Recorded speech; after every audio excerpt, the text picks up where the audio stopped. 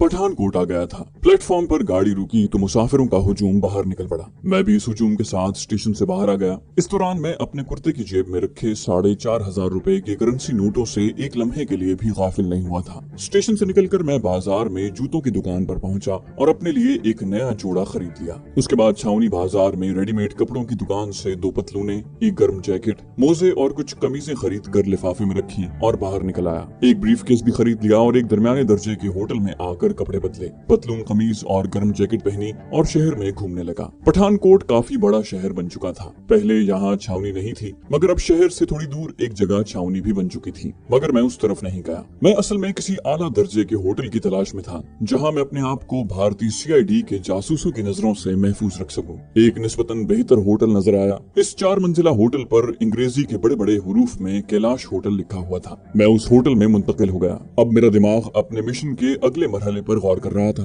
मेरे सामने पठानकोट का शहर फैला हुआ था। बसों और मोटर गाड़ियों के चलने की धीमी धीमी आवाजें आ रही थी। मेरा अगला प्रोग्राम ये था कि किसी ऐसे हिंदू को अपना दोस्त बनाया जाए जो छावनी में काम करता हो और फिर अपनी शाखर्ची और तहाइफ की मदद से उससे छावनी वाली बड़ी तोप के बारे में इब्तिदाई मालूमात हासिल की जाए। किसी हिंदू दोस्त की मदद के बगैर अपनी मंजिल तक नहीं पहुंच सकता था, और दोस्त भी ऐसा कि जो छावनी में काम करता हो। खाने का वक्त हो रहा था। मैं नीचे आकर डाइनिंग रूम में बैठ गया। एक सफेद कपड़ों वाला आदमी काउंटर पर कोहनी टिकाए खड़ा था और साड़ी पोश काउंटर गर्ल से मुस्कुराकर बातें कर रहा था। उस सफेद पोश के बालों में हल्की सी सफेदी झलक रही थी। मुझे शक्ल ही से वो बेहद चालाक और जीरक आदमी लगा। हो सकता है ये भारतीय इंटेलिजेंस का आदमी हो। मेरा दिल एक लम्हे के लिए शिद्दत से धड़का और फिर मैं खामोशी से अखबार खोलकर पढ़ने लगा। अंग्रेजी का अखबार था। मैं फिल्मों के इश्तिहार देखने लगा। छावनी के कृष्णा सिनेमा में इंडियन फिल्म मूर्ति लगी हुई थी। बैरे ने मेन्यू रख दिया। खाने के बाद मैं डाइनिंग रूम से निकलकर काउंटर के करीब से गुजरते हुए जानबूझकर रुक गया और काउंटर वाली साड़ी पोश लड़की से कहा, एक फोन कर सकता हूँ? वो बोली, जी क्यों नहीं। अंग्रेजी अखबार से मैंने एक फोन नंबर याद कर लिया था। ये किसी फर्नीचर की दुकान का नंबर था। मैंने उसका एक हिंसा बदल कर नंबर घुमाए, रिसीवर कान के साथ लगाया। दूसरी तरफ से कोई आवाज नहीं आ रही थी। मैंने कदरे बुलंद आवाज में कहा, हेलो, देखिए मैं सुबह आपकी दुकान पर आया था। मेरा नाम राकेश शर्मा है। जी हाँ, आपने पहचान लिया। मैंने सुबह डायमंड की एक अंगूठी पसंद की थी।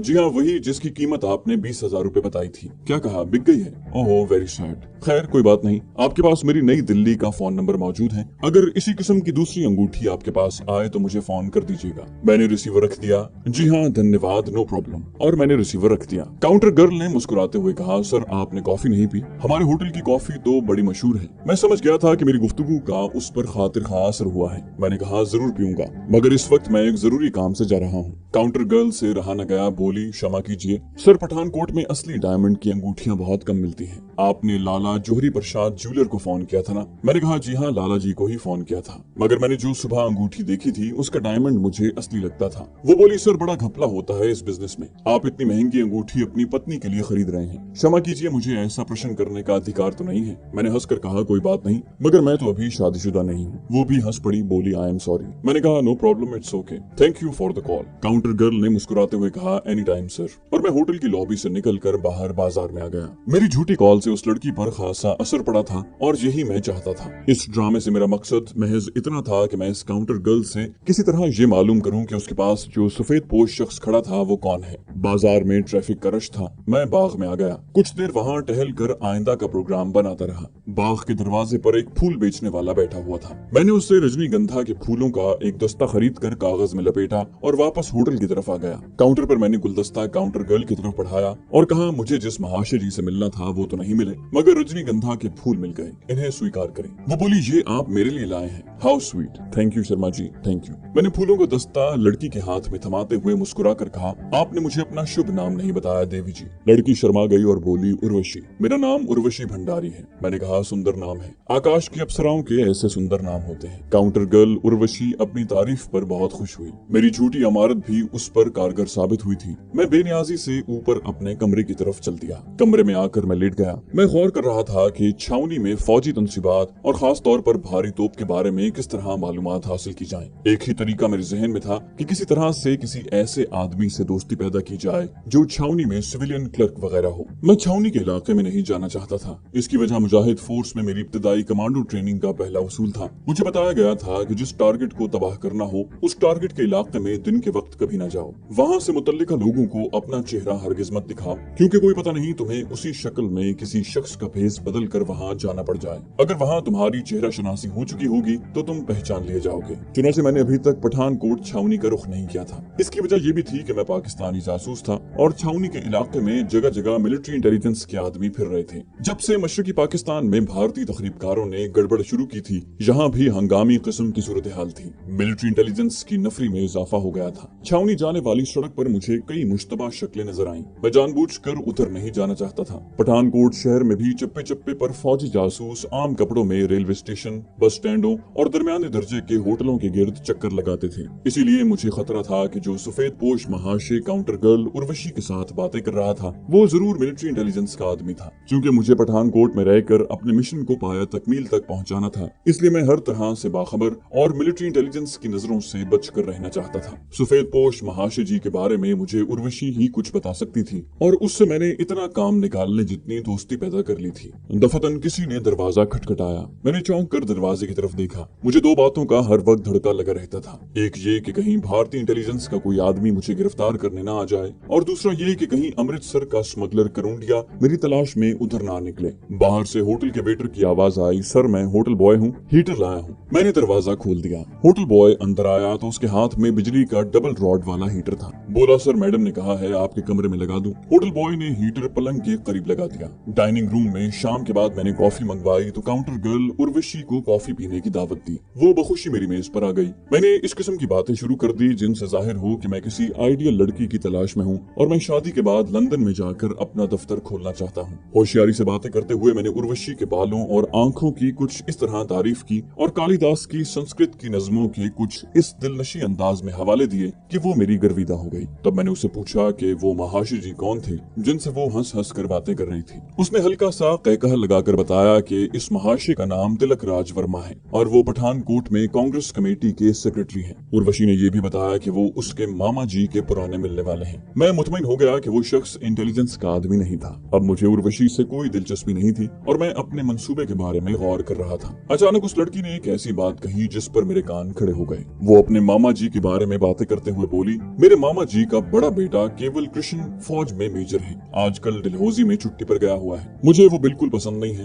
वहाँ एक ईसाई लड़की को साथ ले गया है। हमारी भारतीय संस्कृति में ये बात बुरी समझी जाती है। मैंने कुछ सोचते हुए कहा, क्यों नहीं, ये हमारी धर्म संस्कृति के भी खिलाफ है। मेरा जहन तेजी से एक मंसूबे पर गौर कर रहा था। ये बड़ा खतरनाक मंसूबा था, मगर उस पर अमल करते हुए मुझे अपनी मुहिम में 100% कामयाबी का यकीन था। उर्वशी अपने मामा जी के गुमराह बेटे मेजर केवल कृष्ण के खिलाफ बातें किए जा रही थी। उसकी बातों से मैंने मालूम कर लिया कि मेजर कृष्ण जालिंधर छावनी में तैनात था। फिर वहाँ से उसकी बदली पठानकोट छावनी में कर दी गई। उसने बीमारी का बहाना बनाकर 2 माह की छुट्टी ले ली और लिख कर दे दिया कि वो छुट्टियां डलहौजी के सेहत अफजा मकाम पर गुजारने के बाद पठानकोट छावनी में अपनी नई ड्यूटी संभाल लेगा। वो अभी तक पठानकोट छावनी नहीं गया था। मैंने गुफ्तगू के दौरान बड़े तरीके से डलहौजी में उस होटल का पता मालूम कर लिया जिसमें मेजर कृष्ण एक ईसाई लड़की के साथ छुट्टियां गुजार रहा था। मुझे ये भी मालूम हुआ कि मेजर कृष्ण की अभी 1 माह की छुट्टी बाकी है। मेरे जहन में मंसूबा मुकम्मल हो चुका था। ये एक ऐसा खतरनाक मंसूबा था कि जिसमें एक एक कदम पर राज फाश होने और मेरी मौत का इम्कान था,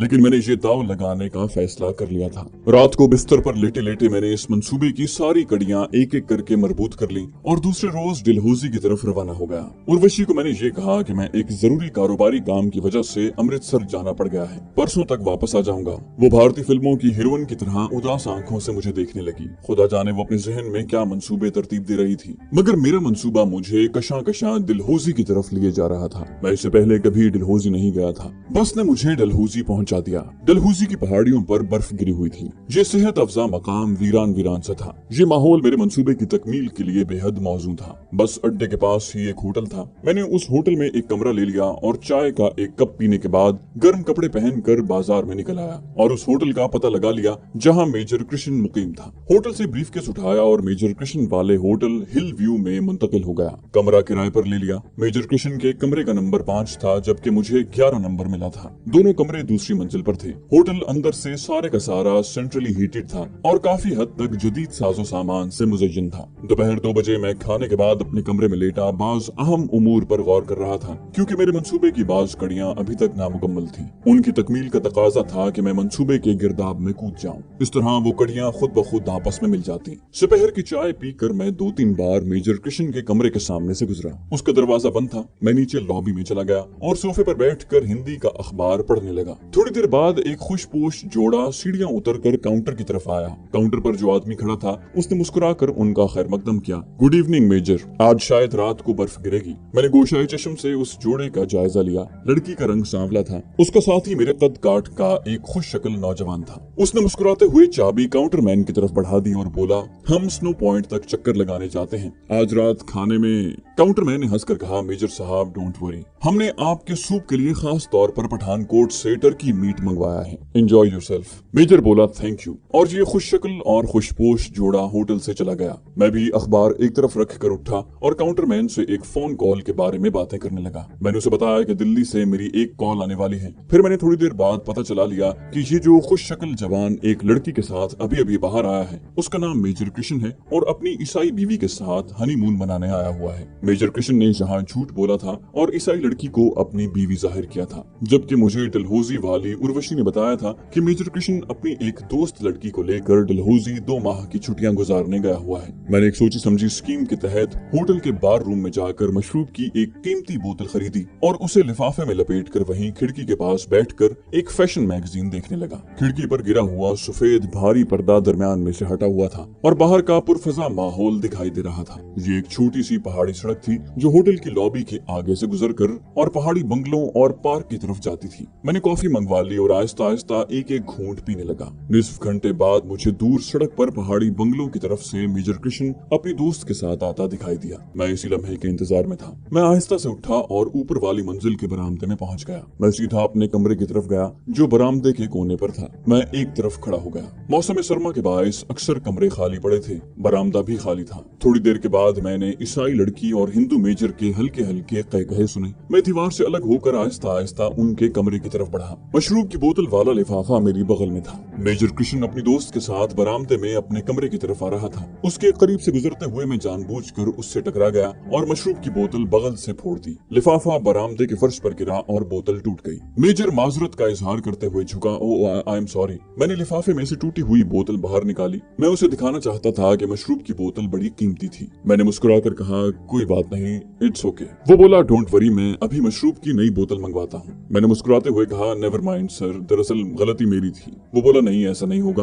आपको मेरी तरफ से नई बोतल कबूल करनी होगी। प्लीज मेरे साथ नीचे बार में आइए। रोजी तुम कमरे में चलो। मैं यही चाहता था, ये मेरे मंसूबे का हिस्सा था। मैं मेजर के साथ नीचे बार रूम में आ गया। उसने मुझे मशरूब की नई बोतल खरीद कर दी तो मैंने वही मशरूब उसकी तरफ बढ़ाते हुए कहा, आप इसे मेरी तरफ से कबूल कीजिए क्योंकि मैं ड्रिंक नहीं करता। मेजर कृष्ण हैरान होकर बोला, अरे तो फिर आप ये किसके लिए ले जा रहे थे? मैंने मुस्कुराते हुए कहा, अपने एक दोस्त को तोहफा देने जा रहा था। मेरा नाम डॉक्टर रामा मूर्ति है। मेजर बोला, अरे आप डॉक्टर हैं, मेडिसिन के डॉक्टर? मैंने कहा, जी हाँ, और आप? वो बोला, डॉक्टर मैं मेजर केवल कृष्ण आर्टिलरी का मेजर हूँ। ये मेरे लिए एक खुशाइंद खबर थी कि ये हिंदू जवान आर्टिलरी यानी तोप खाने का मेजर था। उसने मेरा आधा सफर आसान कर दिया था। वो मुझे जबरदस्ती अपने कमरे में ले गया। उसकी दोस्त रोजी सोफे पर नीम दराज एक रिसाला पढ़ रही थी। रोजी डियर, ये डॉक्टर हैं, डॉक्टर रामा मूर्ति MBBS। रोजी ने मुस्कुराते हुए मुझसे हाथ मिलाया। मेजर कृष्ण ने मशरूब की बोतल खोल ली और ग्लास में उंडेलते हुए बोला, डॉक्टर आप इतनी सर्दी में डलहौजी कैसे आ गए? हम तो हनीमून मनाने आए हैं, क्या आप भी? मेरी तरफ देखकर उसने एक तहका लगाया। मैंने कहा, जी नहीं, अभी मेरी शादी नहीं हुई। रोजी बोली, ओहो डॉक्टर मुझे इजाजत दो, मैं तुम्हारे लिए एक सुंदर और सुशील सी लड़की तलाश करूं। मैं मुस्कुरा कर रह गया। वो मेरे सामने सोफे पर बैठकर मशरूब पीने लगे। मैंने उन्हें बताया कि मैं अमृतसर का रहने वाला हूँ और वहीं मेडिकल कॉलेज में पढ़ाता हूँ। आजकल पठानकोट में प्रैक्टिस करता हूँ। बर्फ के मौसम में एक बार बर्फ देखने डलहौजी जरूर आता हूँ। मेजर ने पूछा, वो आपके फ्रेंड कहाँ रहते हैं जिनके लिए आप ये मशरूब की बोतल ले जा रहे थे? मैं ये बात भूल ही गया था। जरा सा ठटका, फिर बोला, वो मल्होत्रा साहब हैं, कॉलेज में हमारे प्रोफेसर थे, उन्हें इन चीजों का बहुत शौक है। आज वो पठानकोट जा रहे थे इसलिए मैं उनका पसंदीदा तोहफा लेकर जा रहा था। लेकिन खैर फॉरगेट इट मेजर, प्रोफेसर साहब तो इस वक्त पठानकोट पहुंच भी चुके होंगे। मेजर अब हल्के हल्के सुरूर में था। मैंने उसे मोहतात अंदाज में कुरेदना शुरू कर दिया। उसने वही कुछ बताया जो मैं पठानकोट में उसकी रिश्तेदार लड़की उर्वशी की ज़बानी सुन चुका था। फिर वो मेरी तरफ देख कर बोला, डॉक्टर क्या मेडिकल पॉइंट ऑफ व्यू से मैं कोई ऐसा मेडिकल सर्टिफिकेट हासिल कर सकता हूँ कि पठानकोट का क्लाइमेट मुझे सूट नहीं करता। मैंने मुस्कुराते हुए कहा, मेजर साहब ऐसा हो सकता है, मगर उसके लिए आपको अपनी यूनिट के किसी डॉक्टर से मशवरा करना होगा। मेजर कृष्ण ने नापसंदीदगी के अंदाज में सर झटक कर कहा, माय फुट। हमारी यूनिट का कैप्टन डॉक्टर भी उस यमराज कर्नल का दोस्त है। चलो नो प्रॉब्लम। मैंने बात का रुख सियासत की तरफ मोड़ दिया और हमसाया ममालिक में हथियारों की भरमार पर गुफ्तगू करते हुए पाकिस्तान के खिलाफ कुछ बातें कह दी। मेजर कृष्ण ने बड़ी नखवत से गर्दन अकड़ा कर कहा, डॉक्टर मूर्ति मैं तुम्हें एक बात बताता हूँ, किसी को बताना मत। लाहौर हमारी तोपों की जद में है। पठानकोट से एक गोला फायर होगा और सीधा ओह फॉरगेट इट। वो बात करते करते रोजी की तरफ मुतवज्जे हो गया। सर्विस वालों को फोन करो, हमारे टर्की स्टेक तैयार हो गए हैं या नहीं। मैंने इस दौरान में कमरे का पूरा जायजा ले लिया था। रोजी ने दो एक बार दीवार की अलमारी खोली थी और मैंने अंदर मेजर की वर्दी देख ली थी। एक हुक के साथ पिस्तौल भी लटक रहा था। उसका ब्रीफकेस मेकअप करने वाले सिंगार मेज पर पड़ा हुआ था। एक खास बात की वजाहत के लिए मैंने बात का रुख पठानकोट की छावनी और मेजर कृष्ण की वहाँ ट्रांसफर की तरफ मोड़ दिया और कहा, पठानकोट की छावनी का हाल मेडिकल पॉइंट ऑफ व्यू से अच्छा नहीं है। आपने ठीक फैसला किया कि वहाँ नहीं गए। मेजर बड़े मूड में था, बोला, डॉक्टर मैं वहाँ कभी भी नहीं जाऊंगा। जनरल तिवाड़ी सहना मेरे डैडी के दोस्त हैं, उनसे कहकर मैं ट्रांसफर कैंसिल करवा लूंगा। मुसीबत यह है कि जनरल साहब अमेरिका गए हुए हैं, अगले माह भारत वापस आएंगे। जब तक मैं यहीं डलहौजी में ऐश करूंगा। वो रोजी की तरफ देखने लगा जो नीचे होटल की इंतजामिया को फोन कर रही थी। मैंने कहा, तुम्हारे ट्रांसफर के कागजात तो पठानकोट छावनी पहुंच चुके होंगे और वो तुम्हारा इंतजार कर रहे होंगे। वो हंसा और बाजू सोफे पर फैलाकर बोला, टू हेल विद देम। कागज पहुंच गए हैं तो क्या हुआ, जनरल तिवाड़ी अमेरिका से आया तो वापस आ जाएंगे। उसका मतलब था कि पठानकोट छावनी वालों को इल्म हो चुका था कि जालिंधर छावनी से कृष्ण नाम का एक मेजर ट्रांसफर होकर वहां आ रहा है, मगर वो अभी 2 माह की छुट्टी पर है। मैं मेजर के सुरूर में होने का पूरा फायदा उठा रहा था। अब मैंने गुफ्तगू का रुख भारतीय फिल्मों की तरफ मोड़ दिया। मेजर ने हाथ उठाकर कहा, धर्मेंद्र मेरा कजन है, बिल्कुल नालायक लड़का होता था, स्कूल से भाग जाया करता था। अरे अब तो उसके बड़े ठाठ हैं, मगर मुझे देख कर भीगी बिल्ली बन जाता है। उसने फिर तहका लगाया। रोजी फोन करने के बाद सोफे पर आकर बैठ गई थी। मेजर बोला, Rosie dear, turkey steak, what about my favourite dish. वो बोली, take it easy dear, steak तैयार हो रहे हैं। Wonderful my dear, Hindu major ने एक नारा लगाकर कहा और टेप रिकॉर्डर ऑन कर दिया।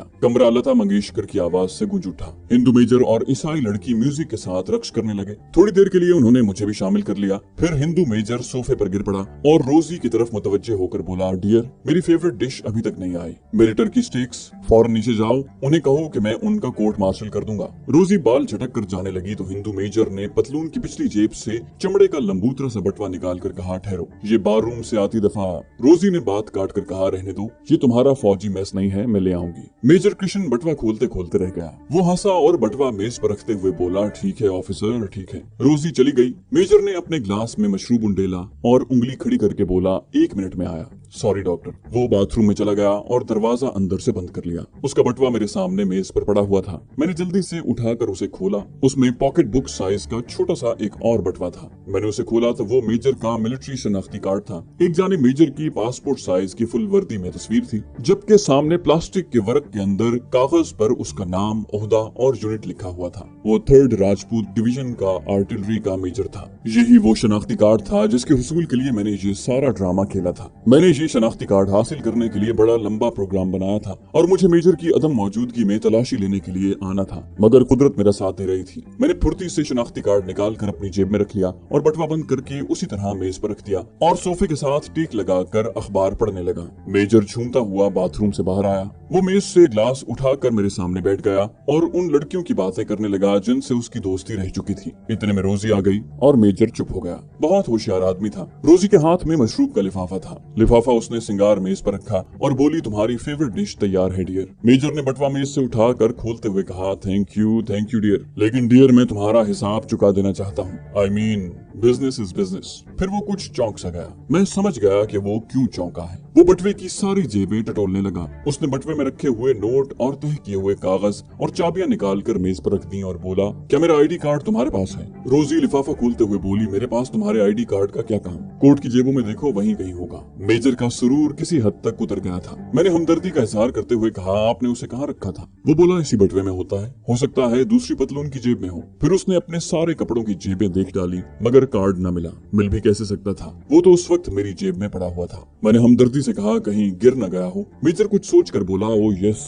डियर, हमने स्नो पॉइंट पर दौड़ लगाई थी, मेरा ख्याल है वहीं कहीं गिर गया होगा। मुझे याद आया मेरा बटवा वहाँ जेब से उछलकर गिरा था। ओ माय गॉड, मुझे अब वहाँ जाकर उसे तलाश करना होगा। रोजी ने झुंझला कर कहा, अंधेरा हो गया है, इतनी सर्दी में कहाँ जाओगे, नया बनवा लेना। मेजर ने तल्ख लहजे में कहा, तुम समझती हो कि नया कार्ड बनवाना कोई आसान काम है? मुझे उसकी बाकायदा हेडक्वार्टर इत्तला देनी होगी, मुझे जुर्माना होगा, एक्सप्लेनेशन देनी होगी, मुझे अभी जाना पड़ेगा। रोजी और मैं उसे रोकते ही रह गए, मगर मेजर लंबा कोट पहनकर टॉर्च संभालता हुआ निकल गया। जितनी देर बाहर रहा उसकी नकली बीवी रोजी मुझसे मेजर की जिद्दी तबीयत के खिलाफ बातें करती रही। इस असना में उसके टर्की स्टेक्स भी आ गए, साथ ही खाना भी लगा दिया गया। निस्फ घंटे बाद मेजर कृष्ण वापस आया। वो सख्त नाउम्मीद था, कहने लगा माय फुट नहीं मिला, सुबह देखेंगे। खैर नो प्रॉब्लम, गुम हो गया है तो मैं क्या करूं, सुबह अगर ना मिला तो हेडक्वार्टर टेलीग्राम कर दूंगा। मैंने कहा ये तो बहुत बुरी बात हो गई है। मेजर ने मुस्कुराते हुए कोट उतार कर कहा, फॉरगेट इट डॉक्टर, कोई मेरा आईडी कार्ड लेकर क्या करेगा, उस पर मेरी तस्वीर लगी है, यूनिट को इन्फॉर्म कर दूंगा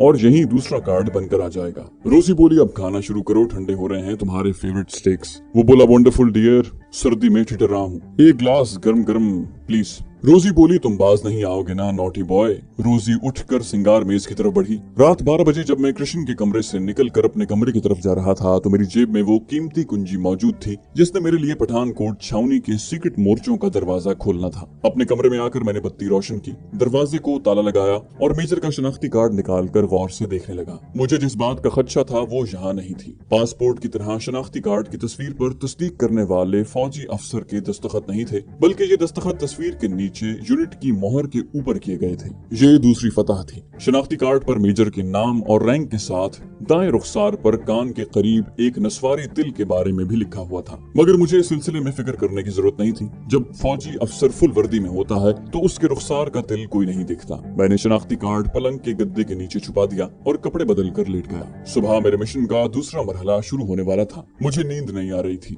जहन में अजीब खुदबुद सी हो रही थी। कभी यूं महसूस होता जैसे अभी दरवाजा धड़ से खुलेगा और मेजर पिस्तौल तान कर दाखिल होगा और मुझे गरज कर कहेगा, खबरदार अपनी जगह से मत हिलना, तुम पाकिस्तानी जासूस हो और मेरा आईडी कार्ड चुरा कर लाए हो। रात 2 बजे के करीब जाकर कहीं मेरी आंख लगी।